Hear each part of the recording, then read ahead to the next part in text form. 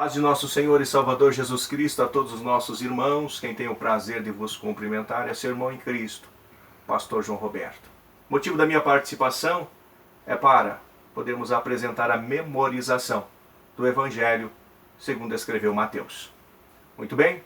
No capítulo de número 1, nós encontramos a genealogia de Jesus e o seu nascimento. No capítulo de número 2, nós encontramos os magos do Oriente, Jesus descendo para o Egito, retornando do Egito e habitando em Nazaré. No capítulo de número 3, nós encontramos a pregação de João Batista, a mensagem do arrependimento, e Jesus indo até ele para ser batizado no Rio Jordão. No capítulo de número 4, nós encontramos a tentação de Jesus no deserto. No capítulo de número 5, nós encontramos o início do sermão da montanha acerca das bem-aventuranças. No capítulo de número 6, nós encontramos o andamento ou a continuação do sermão da montanha e a oração modelo. No capítulo de número 7, nós encontramos a conclusão do sermão da montanha: não julgueis, para que não sejais julgados.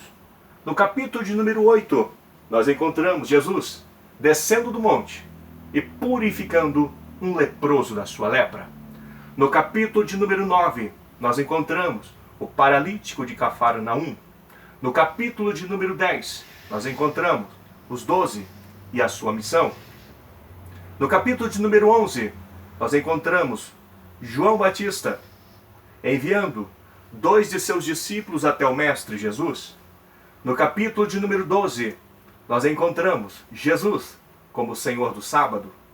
No capítulo de número 13, nós encontramos a parábola do semeador. No capítulo de número 14, nós encontramos João Batista sendo decapitado. No capítulo de número 15, nós encontramos a tradição dos anciãos. No capítulo de número 16, nós encontramos o fermento dos fariseus. No capítulo de número 17, nós encontramos a transfiguração. No capítulo de número 18, nós encontramos quem é o maior no reino dos céus. No capítulo de número 19, nós encontramos acerca do divórcio. No capítulo de número 20, nós encontramos o pedido dos filhos de Zebedeu. No capítulo de número 21, nós encontramos a entrada triunfal de Jesus em Jerusalém. No capítulo de número 22, nós encontramos a parábola das bodas. No capítulo de número 23, nós encontramos Jesus censurando os escribas e os fariseus. Mas ai de vós, escribas e fariseu. No capítulo de número 24, nós encontramos o início do sermão profético. No capítulo de número 25, nós encontramos a continuação do sermão profético e a parábola das 10 virgens. No capítulo de número 26, nós encontramos o nosso Mestre Jesus celebrando a última ceia. Encontramos ainda ele no Getsemane. No capítulo de número 27, nós encontramos a sua crucificação e também o seu sepultamento. No capítulo de número 28, nós encontramos a sua ressurreição. E sabe o que é lindo? No capítulo 28 e no verso 18, ele vai dizer: é-me dado todo o poder no céu e também na terra. Mas o que eu gostaria de compartilhar com vocês é o que eu chamo de otimização do capítulo. Quando a gente consegue diminuir, otimizar o Evangelho como um todo. Algumas facilidades que eu particularmente acho. Exemplo, quando nós aprendemos que no capítulo de número 3, João Batista está apregoando a mensagem do arrependimento, preparando o caminho para a mensagem da salvação. Observe que é muito bonito isso aqui. João prega o arrependimento, preparando o caminho para que Jesus apregoasse a mensagem da salvação. Então, onde há arrependimento, há salvação. Então você observa que no capítulo de número 3, você tem uma figura ilustre, João Batista, preparando o caminho para o Mestre Jesus. Quando você olha no capítulo de número 11, ele novamente aparece, enviando 2 discípulos até o Mestre Jesus. E no capítulo de número 14, você observa de que ele é decapitado, a mando de Herodes. Então, com isso, capítulo 3, capítulo 11 e capítulo 14, você já consegue reduzir de 28 capítulos para 25 capítulos. Quando você olha para o capítulo de número 5, 6 e 7, no capítulo 5, Jesus inicia o Sermão da Montanha, as bem-aventuranças. Bem-aventurados são aqueles que choram, porque eles serão consolados. Capítulo de número 5. Capítulo de número 6, você tem a oração modelo. Pai nosso que estás no céu, santificado seja o teu nome. Venha a nós o teu reino. Oração modelo. Capítulo de número 6. No andamento do Sermão da Montanha. No capítulo de número 7, ele tem a conclusão do Sermão da Montanha. Não julgueis, para que não sejais julgados.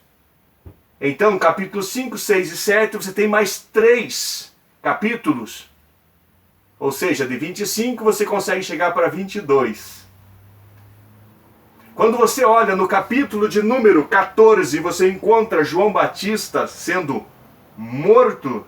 Você encontra ali também a primeira multiplicação de pães. No capítulo 15 você tem a tradição dos anciãos. E tem a segunda multiplicação de pães. Então você já sabe que no capítulo de número 14 e 15 você tem a primeira e a segunda multiplicação de pães. Ou seja, você conseguiu otimizar um pouco mais o livro.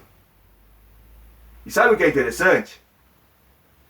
Quando você olha para o capítulo de número 24, é o início do sermão profético, que vai dar andamento no 25 com a parábola das 10 virgens.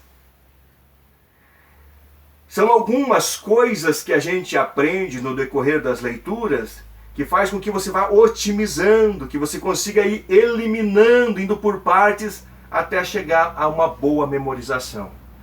Capítulo 12, por exemplo, do Evangelho de Mateus, você nunca mais vai esquecer.